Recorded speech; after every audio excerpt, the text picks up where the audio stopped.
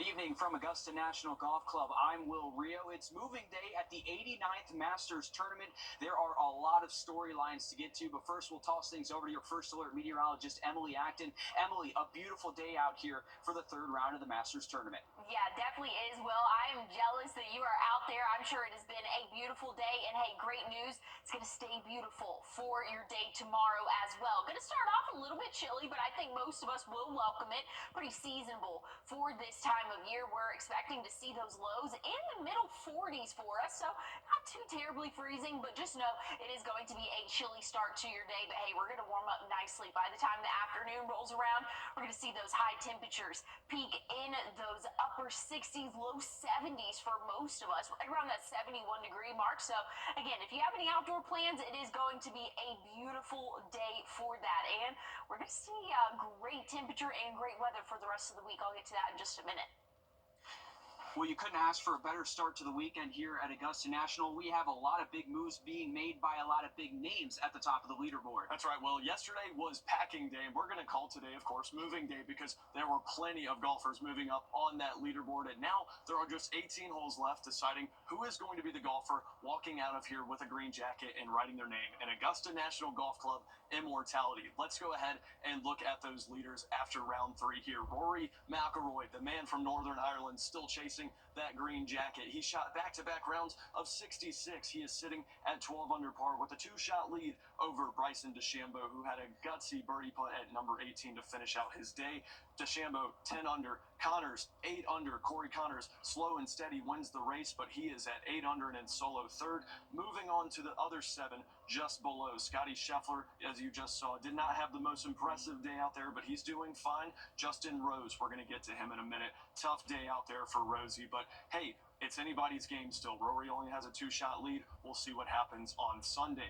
But as we said, they don't call it moving day for a reason. Plenty of golfers on the outside looking in after 36 holes have now found themselves within striking distance ahead of Sunday. Jordan Spieth and Max Homa with nice rounds of 69, each of them with their best rounds of the week. 2007 Masters champion Zach Johnson had the best round of the day by anybody on the golf course. Johnson fired off a 6-under round of 66. Correction, he actually tied with Rory McIlroy. So, Zach Johnson and Rory both with the best rounds of the day. He now went from 2 over par to start his day, now heading into Sunday at 4 under. You stepped into a time machine today or what? What happened? I just blocked out. Well, you played great.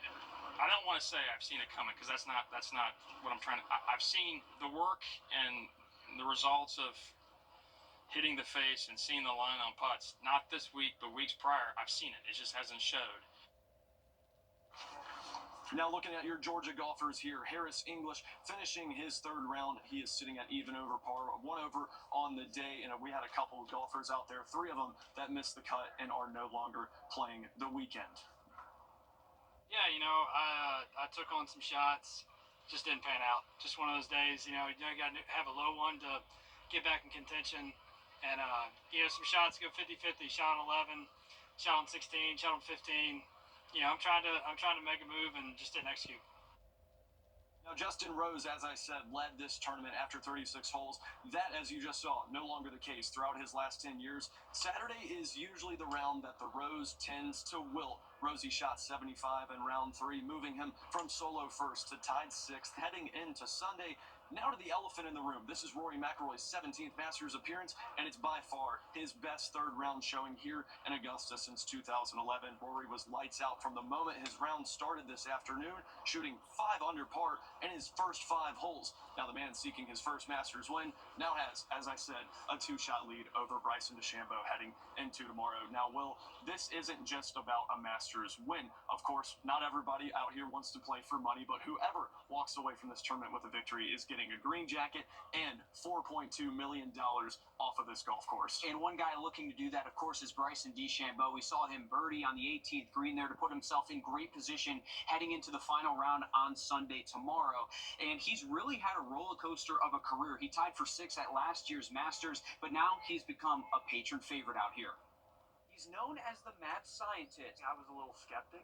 That's the feeling plenty of patrons felt after Bryson DeChambeau's announcement to go to LIV. One of my favorite players to watch is Bryson. But that feeling has certainly changed in the gallery. I think he's matured a lot. the last couple of years as well since he went to live.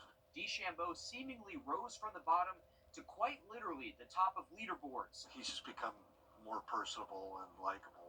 And all along, he knew the patrons never turned on him. Even when I was in my trying times, I feel like there was still a lot of support. Now it just feels like a bolster of energy everywhere. So it's quite different, and it's a lot of fun. He's making the difference off the course, too. My youngest son has picked up the game, and he watches them all the time on his YouTube channel. Bryson hopes to finish the weekend with a key word in mind: patience. I think it's staying grounded. Like I think of myself as just being here in the present. I know it's so cliche to say, but patience is built on understanding where you're at. Through the ups and the downs, DeChambeau has continued to work to get himself back in contention. It's just similar to the game of golf. I mean, you have days where your swing's there and you're doing well, and you have days where something's just a little bit off. But the bottom line is these guys always find a way to get back on track, the ones that are at the top. And so Bryson's a typical just example of that. At the end of the weekend, Bryson looks to slip on his first green jacket. I'm going to keep it simple. I'm excited. Very excited for the weekend. This is what golf's about. Got a lot of great names up there, and looking forward to an unbelievable test of golf. We do have a lot of big names at the top of the leaderboard right now. Of course, Rory McIlroy leading right now. But going back to Bryson DeChambeau, we all know Bryson is a big hitter. But here's a stat for you. He actually holds the longest drive in the tournament right now at 374 yards. He did that on hole 15 on Thursday. So he's really out here. That's what we've heard from a lot of patrons. They want to come out and see how hard he can hit it, how far he can hit it as well. And going back to the patrons, everyone talks about Bryson out here. I mean, that's a name that we've heard with Scotty and Rory. And one thing that he does really well is engage with a lot of the patrons. He really does. And case in point today, he stopped at the range just before teeing off and signed autographs, a lot of them. And sure, a lot of golfers do that during the practice rounds, but today is a tournament day. So very few of them stop to do it on days like today. So when they do take that time, it means that much more. All right, how far do you think John Rahm's going to hit it? Roped off. 300 is crazy. At Augusta National's signature event. Like he had it like this. Like he had his Sharpie like that. You'll find a place to get Thank you, Max. signatures. You're welcome. Good luck. Thanks. Maybe even a fist bump. Got that. Let's go. It's a spot just for those 16 and under. Near the driving range. I know my next one that comes through, not like that one. You know? Yeah. It's where 13-year-olds Chase Langston and Joe Brett Sullivan started their day on what you could call a mulligan. I mean, I was supposed to come last year, but I got in a bad accident, and I was able to walk here, right here. You wouldn't know it if not for this scar on the competitive go-kart racer's leg. I should have broke my back, but I didn't. So I should be paralyzed right now. Instead, he's about to walk Augusta National with his best friend since kindergarten. When I found out he was in the hospital, like he was getting the surgery, I was actually really scared. You gave him the sign right here. Joe Brett's needed 2 other surgeries since. I could have lost my best friend. So. But his best friend is still racing, and he supports him. He knows he loves it, which is why Joe Brett says his mother supports him too. He's like, all right, then I'm not going to stop you. I mean, I want to stop you, but I'm not. Chasing a dream takes risk, whether it's on a dirt track or here on golf's biggest stage. It's a sign you can't always play it safe. Joe Brett tells me that he races all over Florida, Georgia, South Carolina, North Carolina. So it's something he's super excited about doing, even after the accident he had. It's incredible some of the stories that you can find out here. We know that he has a race next weekend, and of course, we're wishing him luck with that. Absolutely. Okay, so it is not that unusual to see celebrities here at Augusta National, right? But this is a little different. Ken Griffey Jr. is known for his impressive baseball career, but he's making a comeback as a credentialed photographer for Masters.com. This week, Griffey Jr. appeared on mornings at the Masters. He said he picked up photography several years ago because he wanted to be able to watch his kids play sports. He says no one bothers the photographer, but I have to tell you, it was rather surreal seeing him in the press building this week. You know, the Baseball Hall of Famer being one of us. Yeah, absolutely. I think Nick Proto was the one who originally pointed him out to us, and he was freaking out. But it's great to see all the celebrities out here. It's almost a part of that Masters magic that we know about. It really is. And speaking of Masters magic, Rory McIlroy at the top of the leaderboard, chasing that career Grand Slam. A lot of people talking about that, the buzz going into this week. Wow. And now here it is playing out in dramatic Masters fashion. You could hear the gallery rumbling as they came up to the 18th green today. It's going to be an incredible final round here at Augusta National, and we cannot wait to get that started tomorrow. Absolutely. We're back after this. Can you really count on your Hudson Automotive Group? Some moments are too perfect for words. A love so true, a night so magical.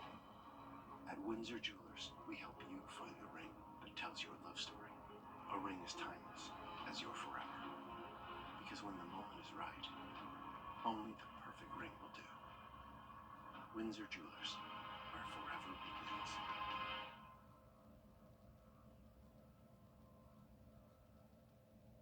Get in, let's drive, babe. News 12's tournament coverage is sponsored by Just Beds, Milton Rubin Superstore, Southern Industries, and Windsor Fine Jewelers. Now, your first alert weather with meteorologist Emily Acton.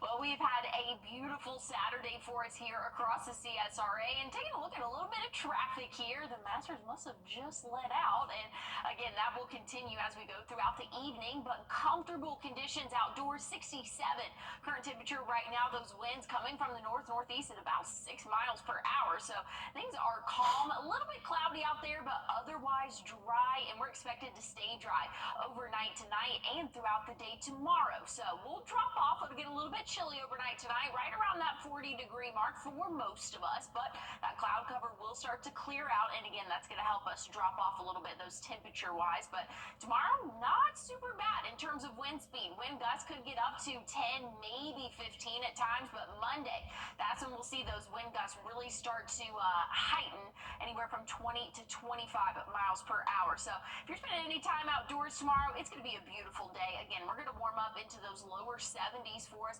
Plenty of sunshine for your Sunday, and that's going to continue into the start of our work week. We'll see those highs in the upper 80s come Monday. Thank you guys for tuning in. We'll see you guys back here at 11.